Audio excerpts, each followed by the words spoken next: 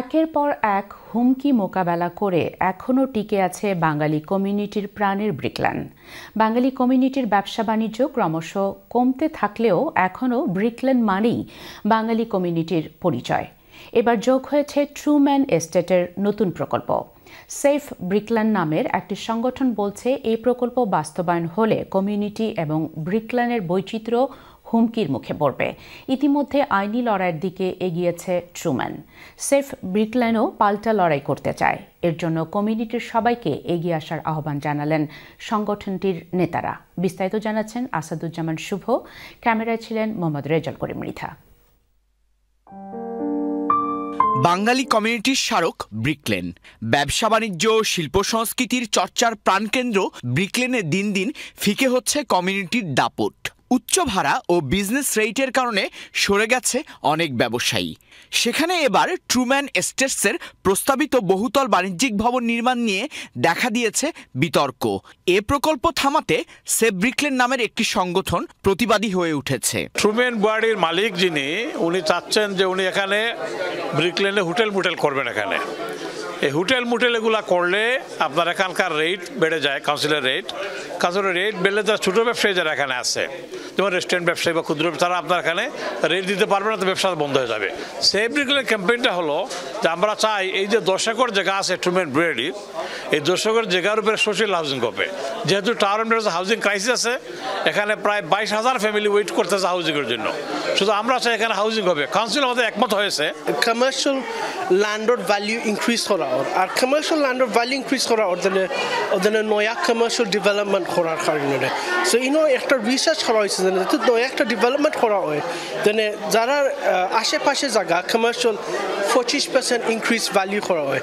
So আপনার যদি commercial ল্যান্ডর value increase করা হইলে তো আপনার রেন্ট ইনক্রিজ হইব, rent review plus business rates হইলে কি ল্যান্ড ভ্যালুর উপরে।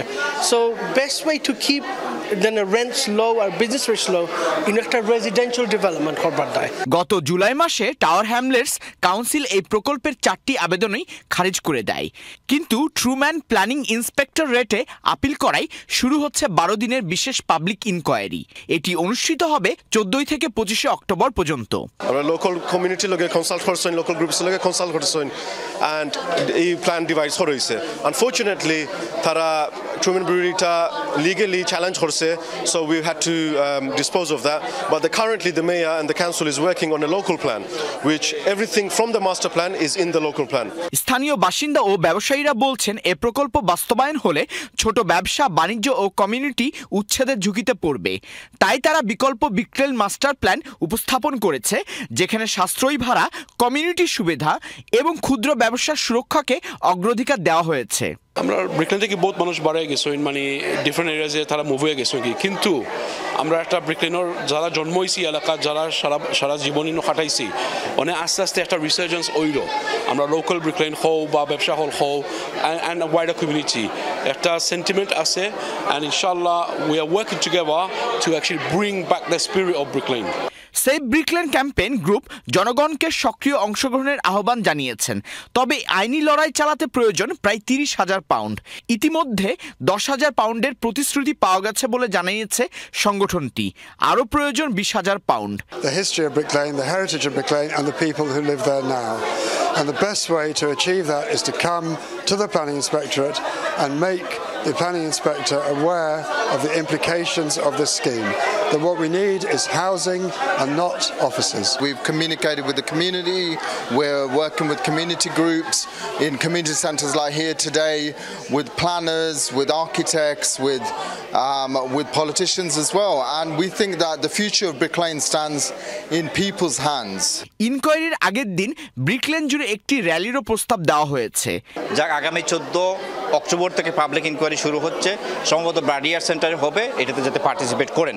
আর আমি এখানে একটা প্রস্তাব রেখেছি যে পাবলিক ইনকোয়ারি যদি 14 তারিখ হয়, এর আগের দিন ব্রিকল্যান্ডের অজবন স্ট্রিট থেকে ব্রিকল্যান্ডের এন্ড পর্যন্ত জানার ব্যবসায়ীরা মিলে একটা পাবলিক র্যালি করেন, লিফলেট ডিস্ট্রিবিউশন করেন, ব্যবসা প্রতিষ্ঠান করে, তাহলে একটা অ্যাওয়ারনেস ক্রিয়েট হবে এবং তারা যেন মিডিয়াকেও সেখানে আহ্বান করেন। স্থানীয়দের দাবি, ট্রুম্যানের এই প্রকল্প ব্রিকল্যান্ডের ঐতিহ্য ও বৈচিত্র্যের জন্য হুমকি হয়ে দাঁড়াবে। আসাদুজ্জামান শুভ, চ্যানেলস নিউজ, লন্ডন।